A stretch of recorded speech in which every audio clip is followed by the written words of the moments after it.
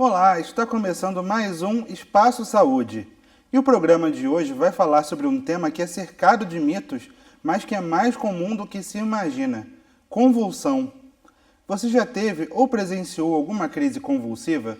Ficou sem saber o que fazer ou com medo de ter alguma reação errada? Pois saiba que atitudes simples podem fazer toda a diferença no atendimento de um paciente com crise convulsiva, enquanto o socorro especializado não chega. E para falar sobre o assunto, a gente recebe aqui o Vitor Hugo Sassara. Ele é enfermeiro da Gerência de Saúde do Sistema CNC Sesc Senac. Vitor, muito obrigado aqui pela sua participação. Marcos, eu que agradeço o convite. E para começar, eu queria que você esclarecesse o que é a crise convulsiva.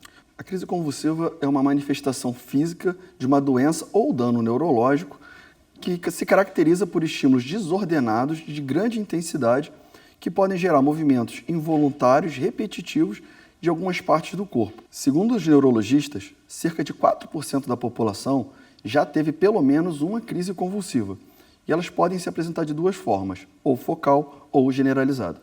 Bom, e como é a crise convulsiva focal?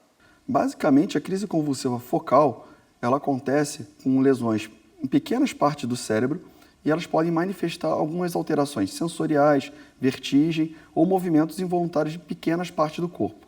E como é a crise generalizada? A generalizada também é conhecida como fase tônico-clônica e ela se dá por movimentos repetitivos, involuntários, e a área do cérebro afetada é bem maior.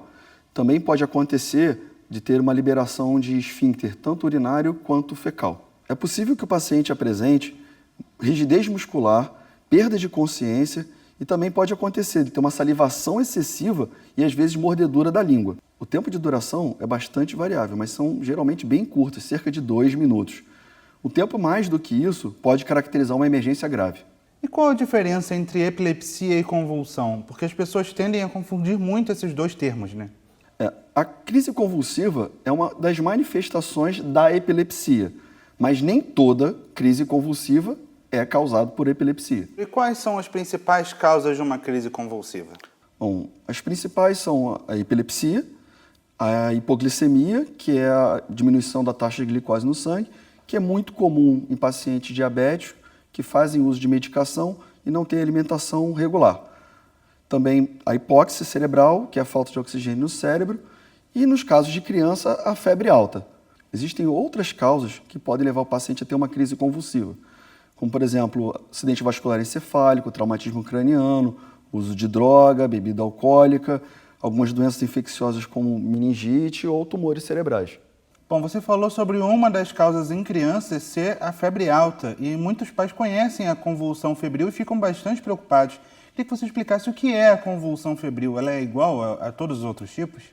Bom, ela é caracterizada por uma crise convulsiva que acontece em crianças até mais ou menos os 6 anos de idade, com temperatura acima de 38 graus. Lembrando que nem toda criança que tenha febre alta vai ter uma crise convulsiva, mas essa é uma manifestação bastante comum. Embora seja uma manifestação benigna, ela assusta bastante os pais, até porque a criança pode ficar prostrada depois da crise. Mas isso não significa que ela está com alguma doença neurológica. E é indispensável que a criança seja avaliada por um pediatra após a crise para descobrir qual a causa real. Eu queria que você falasse um pouco agora sobre os principais mitos em relação às crises convulsivas, porque muita gente tem medo, né, ou até algum tipo de preconceito em relação a isso. Realmente, Marcos, tem muitos mitos em relação à crise convulsiva. Um deles é que as pessoas ainda acreditam que a crise convulsiva é uma manifestação contagiosa e transmitida pela saliva, o que não é verdade.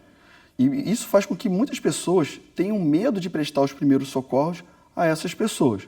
Outro mito bastante comum é que as pessoas acreditam que a língua da vítima enrole, obstruindo a via aérea e a vítima não consiga respirar. Isso também não é verdade. O que acontece é que na fase de relaxamento da crise convulsiva, a língua pode relaxar na orofaringe e obstruir a via aérea, mas existe manobra para evitar que isso aconteça.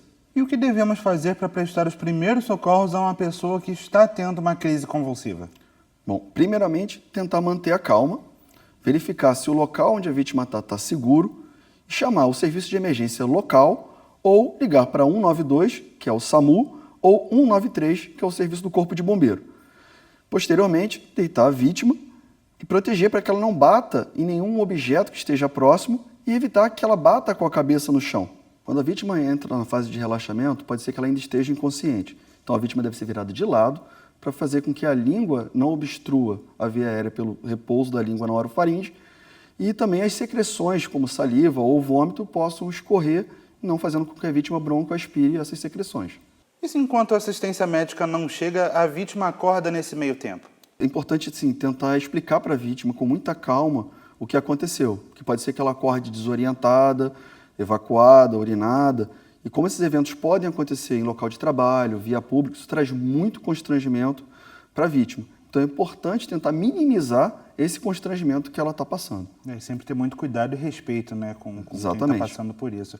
E o que não deve ser feito nesses casos? Bom, uma das coisas que é comum a gente ver as pessoas tentarem fazer é colocar o dedo dentro da boca da vítima ou objetos para tentar suprir esse mito de que a língua enrola.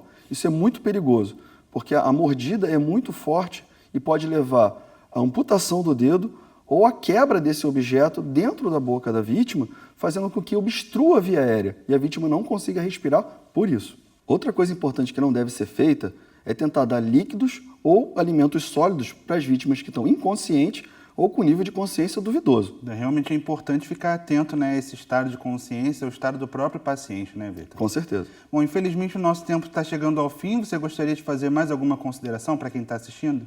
Bom, gostaria de dizer que não é preciso ter nem preconceito e nem medo de ajudar essas pessoas.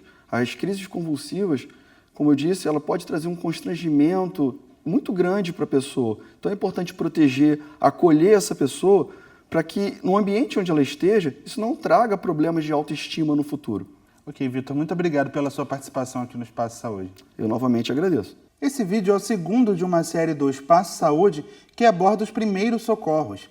No vídeo anterior, você pôde assistir como prestar primeiros socorros em casos de parada cardíaca.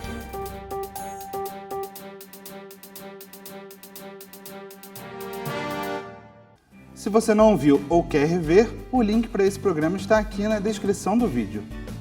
E se você ainda tem alguma dúvida sobre crises convulsivas, é só enviar um e-mail para espaçosaude@cnc.org.br que a gente tira a sua dúvida.